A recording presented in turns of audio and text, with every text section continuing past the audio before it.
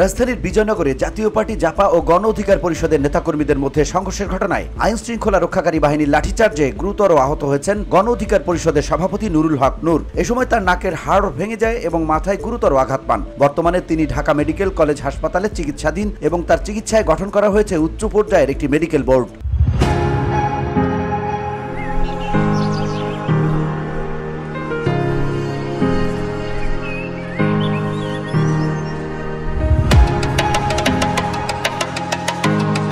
শনিবার সকালে ঢামেক হাসপাতালের পরিচালক ব্রিগেডিয়ার জেনারেল মোহাম্মদ আসাদুজ্জামান জানান, নুরুল হকের মাথায় ও নাকে গুরুতর আঘাত রয়েছে। নাকের হাড় ভেঙে যাওয়ায় গতকাল অতিরিক্ত রক্তক্ষরণ হয়েছিল। বর্তমানে রক্তক্ষরণ বন্ধ হয়েছে এবং তিনি সচেতন রয়েছেন। তবে 48 ঘন্টার আগে আশঙ্কামুক্ত বলা যাচ্ছে না।